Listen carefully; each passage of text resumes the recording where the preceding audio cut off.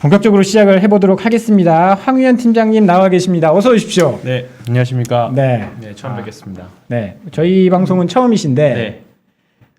제가 딱 이제 마스크 벗고 딱 처음 뵀는데 떠오르는 얼굴이 있었어요. 또인가요? 네, 떠오르는 얼굴이 있었는데, 뭐 파이터.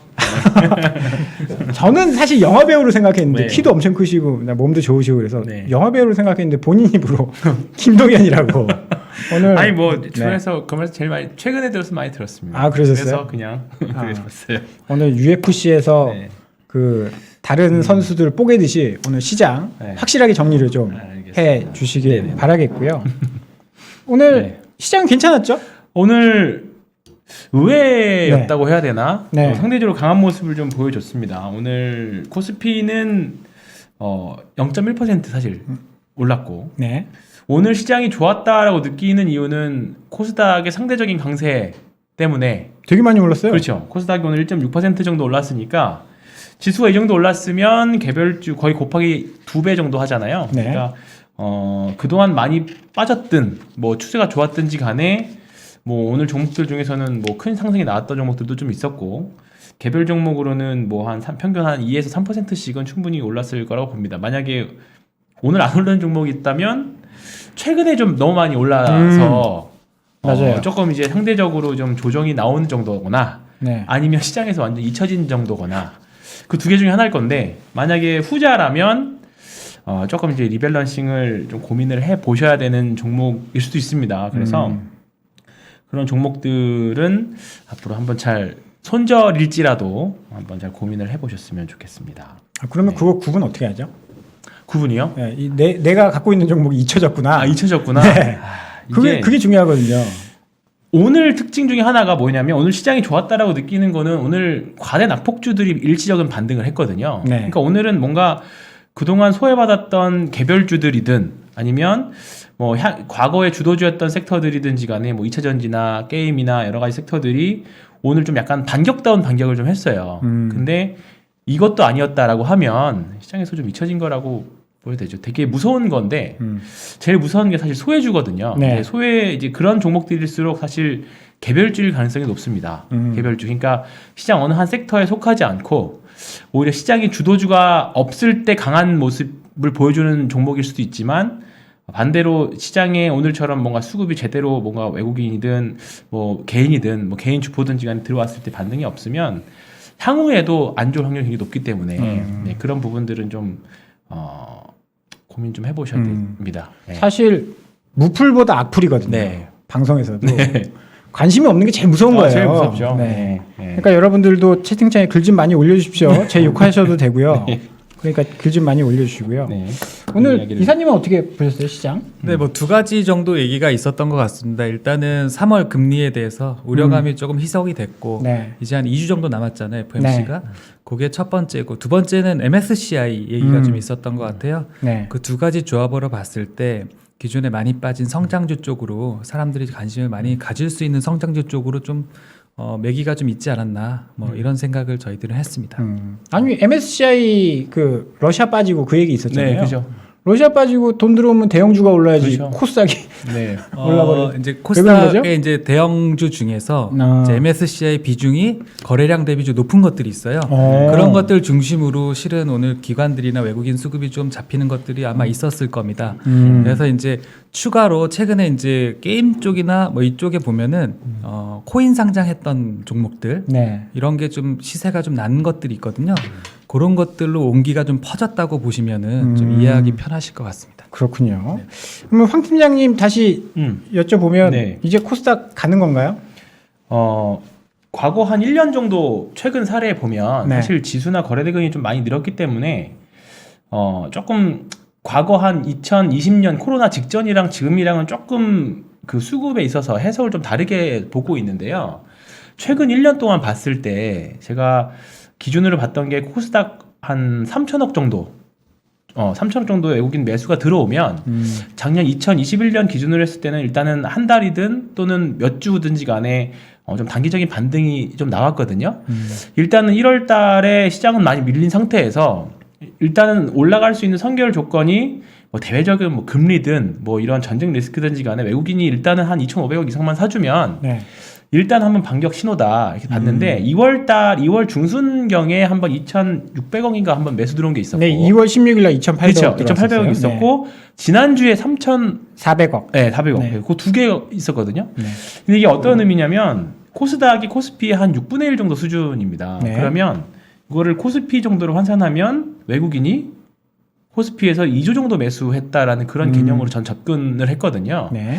그래서 그 정도인데 두 번을 지금 짧은 시간에 두 번이 들어왔어요. 이 말은 좀 단기적으로 코스닥의 강세를 좀 사실 지난주에 생각을 좀 하고 있었고 실제로도 이 관련해서는 이제 뭐 저랑 같이 주식하시는 분들한테 많이 말씀을 드렸었죠. 근데 사실 전쟁 리스크가 지난주가 가장 사실 극대화되었었던 부분이잖아요. 그래서 우리가 항상 1월달, 2월달에 우리가 전쟁은 혹시 어떻게 예상하셨어요? 전쟁 난다 안 난다? 딱 극단적으로 봤을 때. 저는 안 난다고 예상했어요. 그래서 저도 그렇습니다.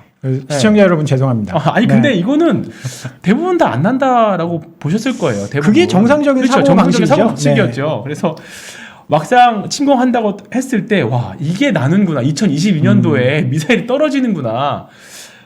그거는 이제 그거대로 걱정을 하면서도 혹시라도 나면 주식을 매수해야 된다라고 사실 이제 사전에 막상 나면 정작 이제 주식하고 막 언론에서 막 그런 뉴스가 나오면 이제 사실 공포에 떨게 되잖아요. 사람들이 투자자분들이. 그래서 혹 이제 과거 사례들을 쭉 보여주면서 9.11 테러도 그렇고 2014년 초에 있었던 뭐 크림 전쟁 그때 때도 당장 그랬었고 항상 이런 우리나라 북한 리스크 때도 그렇고 지정학적 리스크는 항상 매수기였다라고 말씀을 드렸음에도 불구하고 전쟁이 난 그 전후에 다 손님들이 주식 팔아야 되는 거 아니냐라는 문의가 사실 더 많이 왔어요. 네. 네. 근데 오히려 지금 반대로 확실히 역시는 지정학적인 리스크는 또 결국은 매수 기회라는 게 또 역사적으로 또 증명이 되어가고 있는 게 아닌가 싶습니다. 그래서 네. 일단은 그 과거 역사적인 사례 플러스 지난주에 코스닥의 외국인들 수급은 어떤 섹터를 샀는지 정확히는 뭐 저도 다 파악하진 않았습니다만 일단은 단기적으로는 코스닥 주식시장의 강세를 좀 일단 예상을 좀 하고 있고요. 일단은 뭐 주식이라는 게 지금은 단기 대외 변수로 인해서 주식시장 자체가 흔들리고 있지만 결국은 실적을 따라간다고 봤을 때 실적으로 봤을 때도 1분기 주식시장 코스피 시장은 여전히 1분기 실적은 감익 추세거든요. 그러니까 올해 예상 경로를 보면 2021년 대비 2022년 순이익이나 영업이익 봤을 때 크게 엄청나게 증가하는 수준은 아닙니다. 네. 그러니까 그게 이제 그나마 애널리스트 추정치들이 작년부터 계속 쭉쭉쭉 낮아졌다가 이제서야 조금씩 그 하락폭이 좀 줄고 올해 3분기, 4분기 정도 가야 이제 조금 증익을 예상해 보고 있거든요. 그러니까 네. 어차피 21년도가 2020년 대비 2020년도, 21년도가 주식시장이 많이 올랐던 게 2021년도 그 이제 기저효과를 전 가장 크게 YOY가 전 가장 중요하다고 보거든요. 주식시장 볼 때. 네. 근데 그 효과가 지금은 사라졌고 2021년 대비 2022년 주가 실적도 그렇게 매력적인 수준이 아니다. 그러면 결국은 올해 시장이 큰 상승 없이 단기 좀 뭐 그냥 박스권 정도에서 움직인다라고 봤을 때 실적 모멘텀 없이 그러면 결국은 개별 종목 섹터에서 승부를 봐야 되지 않겠느냐. 그러면 코스피보다는 코스닥 위주에서 지금 대형주들 보면 다 사실 역배열로 다 꼬꾸라져 있는 상태잖아요. 네. 많이 과대 낙폭 나왔다 이제 조금 들어올리는 구간이니까 사실 오늘 조금 상승했다고 하더라도 사실 그렇게 좋아할 구간도 아니에요. 많이 하락했다 좀 올라온 거기 때문에. 근데 코스닥 일부 종목 그리고 주도 sek터로 나오는 종목들 군에서는 정배열로 만들어가는 종목들이 있기 때문에 지금 이 종목들을 못 사겠다라고 하기보다는 지금 정배열로 만들어지는 종목들이 오히려 가는 놈이 더 간다, 센 놈이 더 세다 그런 관점으로 좀 접근을 해보고 싶습니다. 네.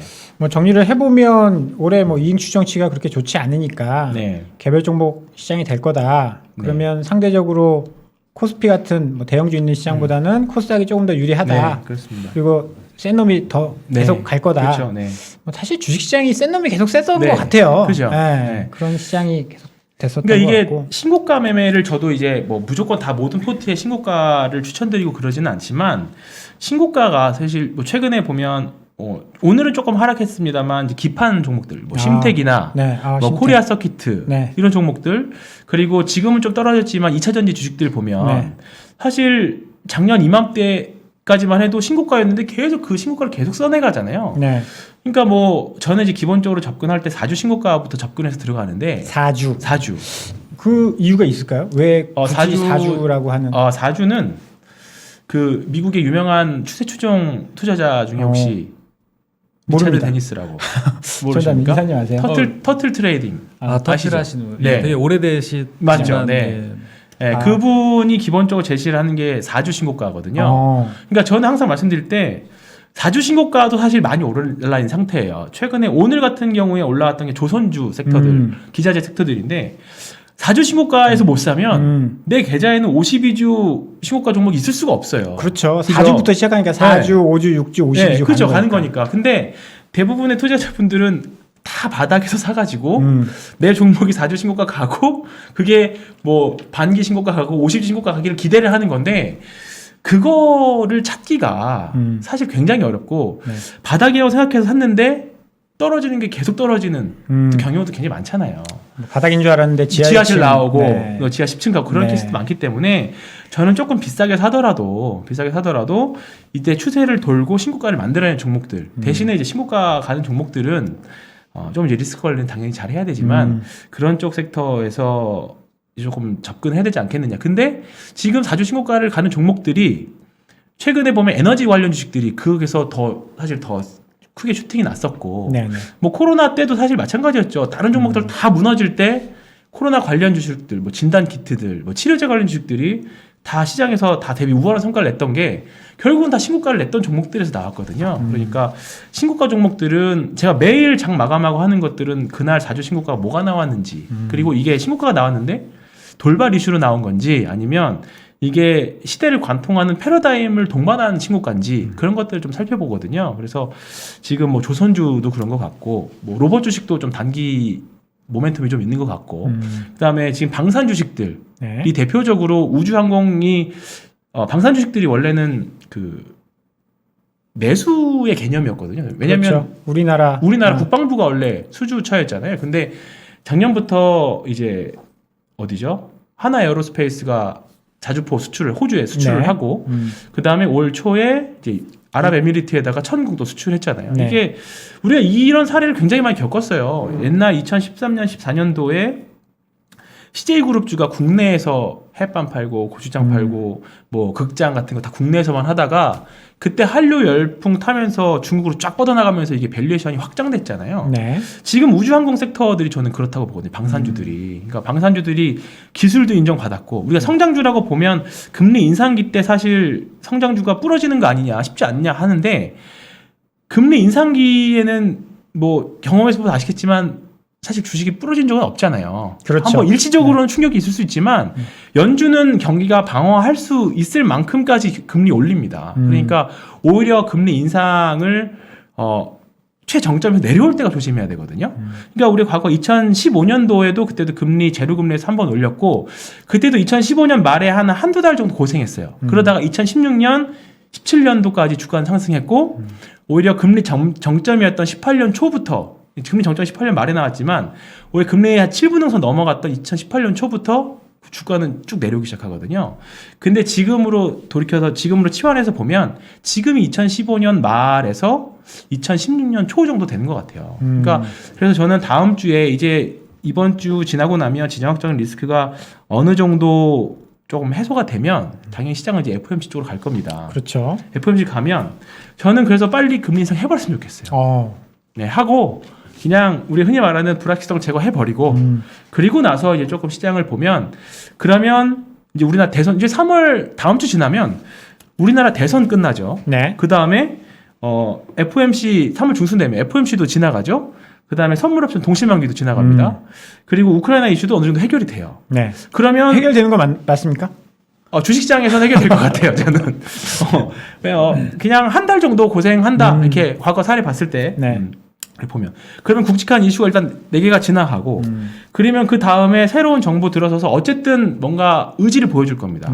지금 역대급으로 가장 재미없는 대선 테마주 시즌이잖아요. 그렇죠. 네, 그렇기 때문에 오히려 지금 전국이 좀 끝나고 나면 오히려 나중에 정책주들이 좀 불을 뿜을 수 있을 거라는 가능성이 좀 있습니다. 그래서 염두에 두고 있는데 네. 일단은 그래서 그 부분 그리고 올해 하반기로 가면 갈수록 그 이제 미국은 중간 선거가 있고 중국은 또 공산당 대회 있어요. 네. 그러니까 또 하반기에는 정치적인 리스크가 또 주식시장을 흔들 수 있습니다. 그러면 올해를 통으로 봤을 때 주식시장에서 그나마 수익 내기가 가장 수월한 시기는 지금부터 상반기 정도, 한 6, 7월 정도까지. 예. 그때가 주식을 바짝 벌고 그 이후에는 조금 이제 단기 매매를 하든 조금 리스크 관리하는 그런 모드로 가야 되지 않을까. 일단은 큰 그림은 그렇게 그리고 좀 보고 있는 네. 상태입니다. 네. 안희사님 지금 시청자 모드인데 약간 뭐 치고 들어오셔야죠. 사실은 네. 요즘 사실 시장에서 네. 이런 1, 2월에 워낙 고생을 하다 보니까 그죠.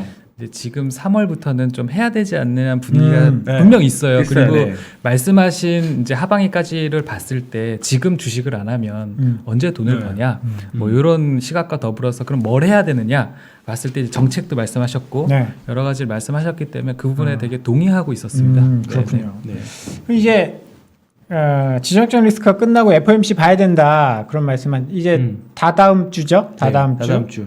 우리나라 시간으로 아마 수요일 네. 겁니다. 네. 그리고 조금 있으면 오늘 밤인가요? 2일부터 3일 파월 의장이 네. 의회에서 연설을 하고 그다음에 블랙아웃 기간 들어가잖아요. 네. 오늘 뭐 우리 이사님도 이야기하셨지만 50bp 인상 가능성이 빵으로 떨어졌어요. 네, 맞습니다. 네. 네. 거기에 대해서는 어떻게 보십니까? 그래서 금리를 빨리 올려야 된다라고 그죠. 생각을 하고 계신데 오늘 그래서 은행주의 약세가 네. 이런 부분도 사실 조금 영향은 있는 것 같아요. 일단은 이제 러시아가 이제 금융제재에 들어가다 보니까 네. 지난 간밤에 이제 미국 주식도 금융주들이 좀 약한 모습 보였었고, 그래서 우리나라 은행 주식들도 약한 모습을 좀 보였는데 이 구간 지나고 나면 일단은 금리 인상은 말씀하셨던 것처럼 50bp 제로 거의 제가 어제까지만 봤을 때 한 10% 언저리로 봤거든요. 네네네. 근데 말씀하신 지금 빵인 것 같아요. 네. 거의 뭐 이제 25bp 인상으로만 낮아진 것 같죠. 뭐 한 달 전만 해도 사실 75bp까지 올린다. 그리고 올해 7번, 8번도 가능하다 했는데 지금 일단 6번 정도로 또 떨어진 것 같고. 어쨌든 간에 지금 구간은 금리 인상은 빨리 해야 된다. 저는 네. 주식시장 불확실성 제거를 위해서. 하고 나면 저는 오히려 안 하는 게 이제는 리스크화된 것 같아요. 그러면 정작 금리 인상을 두고서 포지션들을 글로벌 자금들이 짜놨는데 금리 인상이 연기가 된다. 네. 만약에 그러면 또 그거에 대한 포지션을 또 바꿔야 될 거 아니에요. 단기적으로. 그러면 시장의 변동성 충분히 나올 수 있을 것 같아서 지금 오히려 금리 인상을 25bp든 어차피 50bp까지도 우리가 감안하고 1월달 변동성을 견뎠기 때문에 당장 뭐 50bp 올려도 시장 뭐 단기적으로 출렁일 수는 있긴 하겠지만 시장 대세에는 큰 지장은 없을 것 같다. 그렇게 생각하고 있고 러시아 이슈도 금융주의 당장 단기적인 악재는 되지만 그리고 우리나라 제가 은행주를 좀 좋게 본다라고 말씀드렸더니 우리나라 네. 뭐 대출 총량 지금 제한되어 있는데 어떻게 순이익이 느냐라고 말씀하셨는데 어쨌든 금리가 늘어나면 이제 은행주 중에서는 변동금리 대출이랑 고정금리 대출 있잖아요. 네. 그러니까 지금 신한은행하고 하나은행이 변동금리 대출 비중이 꽤 높아요. 70% 이상씩입니다. 그럼 금리 올릴 때 그죠? 돈을 많이 벌겠네요. 그렇죠. 그래서 네. 상대적으로 NIM이 더 크게 튀는 게 네. 하나금융지주하고 신한지주입니다. 지금 본인 회사 홍보하시는 거 아닙니다. 아니죠? 그래서 저는 그건 아니죠? 하나금융지주를 조금 더 좋게 보고 있고요. 네. 이 구간만 지나고 나면 어쨌든 그러니까 2017년 1월부터 2018년 상반기까지만 봐보시면 그때 KB금융, 하나금융지주 다 시장 대비 다 아웃퍼폼 했거든요. 금리 올리는 시기에. 금리 올리는 네. 시기에. 그때도 제로금리에서부터 시작했고 지금도 제로금리 시작이거든요. 근데 올해 6번 정도 올리는 거니까 6번, 7번인데 어쨌든 7분응선 정도, 6분응선, 7분응선 정도까지. 그러니까 올해 연말까지는 금융주 좀 편안하지 않을까 싶습니다. 그러니까 한국은행도 일단은 하반기에 상황 봐서 50bp 정도 올리는 걸로 예상되어 있고 미국도 일단 올리는 거잖아요. 여기서 금리 안 올립니다 하진 않을 거고. 그렇지, 그죠? 그렇겠죠. 그러니까 네. 경로는 지금 일단 어느 정도 나와 있는 상태니까 그러면 그거에 대한 수혜를 오롯이 볼 수 있는 게 은행주들 좀 보지 않을까. 지금 한번 신고가 쫙 갔다가 잠깐 조정 구간이라고 보거든요. 근데 이제 그 조정 구간에서 이제 러시아 악재라든가 이런 것들이 같이 겹쳐서 조금 뭐 여기서 지지부진할 수 있는 게 하겠지만 이제 오히려 조금 시장이 대외적 이제 리스크들이 조금 어느 정도 완화되고 좀 지나고 나면 다시 시장이 FOMC나 금리에 더 집중하게 되면 그냥 합리적으로 생각할 수 있는 방안인 것 같아요. 금리가 올라가고 실적 추정치도 올라가고 있거든요. 근데 주가가 안 올라간다. 네. 그러면 뭔가 잘못된 거겠죠. 우리가 이거 합리적으로 생각할 수 있는 건데 아무리 한국 시장이 합리적이지 않다라는 평이 많아도 이건 합리적인 접근 방법이라고 생각해서 금융주들은 그렇게 말씀드리고 싶습니다. 그러니까 이제 금리가 올라갈 때는 금융주 괜찮다. 그렇죠. 네.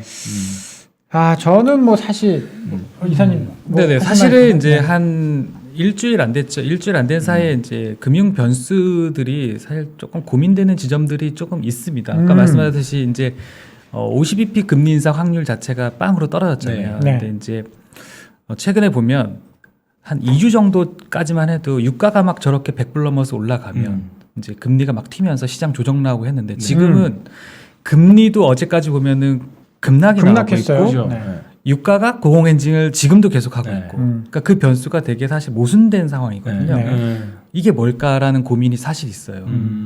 뭔가 유동성이 공급된다는 생각을 지울 수가 없고 지금은 그래서 주식시장도 그렇게 따지면 괜찮을 텐데 이 상황이 과연 정상적인가 이런 고민들이 있는 거죠. 뭔가 우리가 모르는 악재가 뭐가 있나? 예를 들면은 스위프트 배제를 러시아를 시켰을 때 어떤 문제가 있을지 러시아 중앙은행에 자산들을 동결했을 때 어떤 문제가 있는 게 아닌지 이런 고민이 사실 좀 돼요. 네. 그런 부분이 저도 알 수는 없기 때문에 고민은 하되 사실 유동성이 들어오는 부분들이 분명히 시장에서는 보이기 때문에 적극적으로 코스닥 중심으로 플레이하는 건 맞는데 개인적으로 레버리지는 않을 것 같아요. 아, 네네, 그 정도 조금 느낌은 있습니다. 아직 모르는 게 있다. 네, 저희가 이게 유동성이 왜 들어오는지도 모르겠고. 네네. 그러니까 변수가 반대 모순되게 간다고 한다면 뭔가 이유가 있는 건데 지금 이유가 명확하지가 않거든요. 그래서 이제 일단은 바닥에서 턴하는 모습은 되게 좋고 여러 가지 유동적인 환경도 좋아지고 있는데 모르는 건 분명히 있다. 맞습니다. 예, 예. 그런 게 뭐 제 개인적인 고민입니다. 네네. 제가 지난주에 이제 김영희 교수님 나오셔서 이런 질문을 했어요. 주식시장이 똑똑한가요? 채권시장이 똑똑한가요? 그랬더니 가장 똑똑한 거는 외환시장, 채권시장, 그리고 주식시장이라고 이야기를 하시더라고요. 네. 지금 보면 그러면 대체자산, 그러니까 원자재 시장이 똑똑하냐, 채권시장이 똑똑하냐, 지금 거기에 지금 의문점을 갖고 계시는 거잖아요. 서로 반대 방향의 네. 플레이가 나오고 있기 때문에. 네네. 그러니까 네. 사실 아까 그러니까 달러랑 네. 채권을 보면은 사실 안전자산 쪽으로 지금 돈이 그렇죠. 지금 급격하게 가고 있는 상황인데 저희는 주식으로 보면 성장주가 많이 눌렸으니까 금리 빠지는 거 좋겠네라고 사실 플레이하고 있는 거거든요. 약간 안전자산이랑 성장주랑 싸우고 있는 그래서 이제 거기에 대한 해석이 곧 나올 이제 거다. 결론이 나오겠죠. 아, 네네네. 그걸 좀 봐야 될 것 같고. 아까 이제 방산주 이야기를 조금 해주셨는데 네. 수출주로 변신하면서 멀티플이 높아지고 네. 있다. 그건 굉장히 매력적인 얘기인 그죠, 것 같아요. 매력적인 사실 이제 주가를 결정하는 게 이익도 있고 멀티플도 있는데 네. 이 두 가지 요인인데 네. 사실 이익도 조금 늘어나고 있지 않나요? 이익도 맞습니다. 늘어나는 과정에서 멀티플까지 늘어나고 높아진다. 확장 두 개가 확장. 네. 오늘 뭐 독일이 이제 군비 늘리겠다. 이게 갑자기 무슨 말이야? 뉴스만 봤을 때는 되게 무서운 얘기인데 그 나토에 내는 돈 그거 그렇죠. 늘리겠다라는 이야기인 거거든요. 뭐 어떻게 뭐 그러면 유럽이 뭔가 돈을 많이 쓰고 한다고 하면 우리 업체들도 좀 그렇죠. 좋아질 수 저는 있겠죠? 분명히 네. 지금 작년부터 나온 그 수출이 네. 계속적으로 중동 쪽에서 또는 뭐 아프리카 쪽에서 계속적으로 나올 수 있을 거라고 봅니다. 그리고 저는 이제 좀 더 크게 보는 게 결국은 이게 방산이긴 또 방산이지만 우주항공이라는 게 우리가 과거에 한 2020년도 했을 때 PDR 개념 썼었잖아요. 네. 우주항공 정말로 멀티플 드림 정말로 많이 줄 수 있는.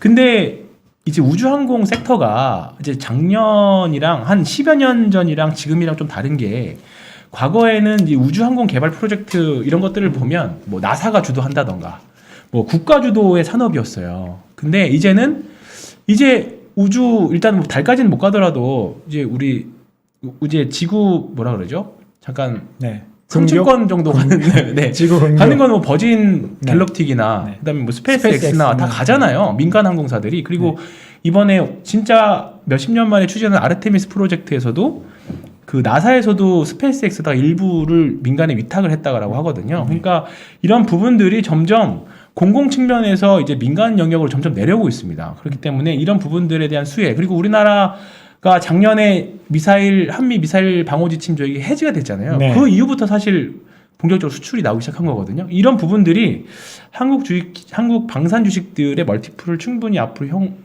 높여줄 수 있는 부분이기도 하고, 올해 또 나로 발사 또 있잖아요. 그러니까 그때도 또 단기 모멘텀도 되고, 그래서 그렇다고 뭐 실제 단순하게 스토리만 가지고 가는 주식이냐? 사실 그렇지도 않아요. 일단은 방산 쪽에서 숫자로 지켜주면서 성장성을 계속 높여주고 있기 때문에, 뭐 오늘 셌던 한국항공우주라던가, 그다음에 LIG 넥스원이라던가, 하나에어로스페이스라던가, 그리고 개인적으로 좀 좋아하는 인텔리언테크 같은 종목들, 저궤도 위성 같은 거, 네. 이런 종목들은 조금 중장기적으로 해도 정말로 잘하면 대시세가 나올 수 있는 섹터도 되지 않을까. 분명히 시장이 안 좋아도 아까 이사님 말씀하셨던 게 올해 지금이 주식할 때이지 않냐라고 말씀하셨던 게, 아무리 시장이 안 좋아도 1년에 한 1분기 정도, 한 3개월, 4개월 정도는 주식하기 좋은 시절이 와요. 예, 그때를 굳이 기간으로 쪼개보자면 지금 시즌이 가장 확률이 높지 않을까라는 게 지금 제 생각인 거고, 그런 관점에서 본다라고 하면, 지금 막 주식들 막 조금만 만약에 지수가 더 올라서 3,000포인트 언저리 가면 또 뭐 3,200까지 아마 3,300까지 또 막 이제 희망찬 소식이 나올 겁니다. 그때가 조심해야 되지 않을까 싶습니다. 네. 그렇군요. 좋은 얘기 했는데 시간이 얼마 남지 않았는데요. 네. 자동차는 오늘 또 안 좋았어요. 러시아 공장 셧다운 그렇죠. 소식도 있었고, 지금 러시아 우크라이나 사태 가장 큰 피해를 보는 게 자동차처럼 계속 이야기가 나오고 있거든요. 지금 현대차 좋다고 1년 내내 이야기하고 있는데. 저도 마찬가지예요. 저도 이거, 사실 현대기아 네. 굉장히 좀 많이 말씀드리긴 했었거든요. 어떻게 해야 되는 겁니까 이거? 근데 뭐 이거는 뭐 간접적으로 피해가 추정된다 이런 게 아니라, 정말로 당장 러시아 공장 중단하고 뭐 떼인 돈 못 받고 뭐 그렇게 되는 거니까, 이건 뭐 직접적인 피해가 발생하는 거겠죠. 그러니까 작년 순이익의 일정 부분, 제가 정확하게 수치가 지금 기억이 안 나는데, 순이익을 이제 작년 순이익 일정 부분을 까먹을 정도로 이제 좀 피해가 나는 거니까 어쩔 수 없이 지금 스마트 머니들은 자동차 섹터들을 매도를 할 수밖에 없을 것 같아요. 왜냐하면 그거 말고 더 좋은 주식들 많은데 굳이 하락 추세에서 언제 반등할지 모르는 국면에서 이거를 계속 가지고 있느니, 차라리 조금 더 빨리빨리 움직일 수 있는 거. 오늘 뭐 로봇도 좀 셌었고, 그다음에 조선도 좀 셌었고, 러시아 이제 관련 천연가스 이슈로, 그리고 뭐 지금 여러 가지 측면상 더 빨리빨리 움직일 수 있는 게 많은데, 굳이 역배열인 종목에서 조금만 반등하면 다 매물 나올 만한 종목들인데 굳이 거기 있을 필요는 없다. 그래서 지금 사실 현대기아차 제 손님들도 사실 많이 갖고 있는데, 조금씩은 줄였다가 지금보다 더 비싸게 살지언정, 일단은 다른 거 기회비용이 너무 크다. 지금 뭐 리오프닝 주식도 뭐 오늘 하이트젤로 같은 경우에도 사실 이제 오늘 카스가 네, 오비 맥주가 인상했다라고 네, 가격 나왔잖아요. 인상한다고 했죠. 네, 맥주는 오비 맥주가 시장 1위고, 네. 소주는 하이트젤로가 진로가 참이슬이 1위입니다. 네. 그러면 최근에 뭐 주전 가격도 올랐고, 소주 가격은 이미 올렸고, 그러면 맥주 가격도 업계 1위가 올렸으니까 따라 올리겠죠. 그러면 그 부분에 대한 수혜를 볼 수 있는 것들, 뭐 이런 합리적으로 예상할 수 있는 스토리들이 많이 있는 주식들이 굉장히 많아요. 근데 악재만 굳이 가득한 섹터에서 놓을 필요가 있을까? 난 죽어도 자동차 매도 못하겠다라고 하시는 분들이라도 할지언정, 최소한 물타기는 지금은 하는 국면은 아니다. 추가 매수나 무조건 싸다고 매수하는 국면은 아니니까, 일단은 뭐 우리가 예상하지 못했던 일이 벌어져서 주가는 빠졌고 손실이 났지만, 만약에 현금이 있다라고 하면 굳이 우리가 물타기라면 심리적인 안정은 없죠. 그렇죠. 일시적으로 마이너스가 올라가니까. 근데 그만큼 리스크에 더 노출이 되는 거니까, 그것보다는 조금 더 강한 주식이라던가 지금 바뀐 금융 환경이나 대외 환경에 거기에 적응해서 주도주가 가능성 있는 섹터로 그쪽에서 매매를 하시는 게 좋습니다. 저는 기본적으로 주도주를 찾기 위해서 맨날 방황을 해가지고요. 네. 네. 일단 좋은 거 하자. 네, 좋은 거 하자. 굳이 여기서 그렇죠. 기회비용 문제예요. 기회비용. 네. 안 좋은 이야기들이 많이 나오는 쪽에 머물러 있을 필요는 없다. 맞습니다. 이런 이야기를 해주셨습니다. 네, 오늘 황유현 팀장님하고 정말 시장에 대한 좋은 이야기 나눠봤고요. 오늘 처음 나오셨는데 앞으로도 계속 나와주실 거죠? 네, 알겠습니다. 네. 자주 좀 모셔야 될 것 같습니다. 맞습니다. 네. 지금까지 신한금융투자 황유현 PB팀장님이었습니다. 감사합니다. 네, 고맙습니다. 개인 투자자가 성공할 확률이 5%예요. 5% 안에 여러분들 드시려면 정말 노력 많이 하셔야 됩니다.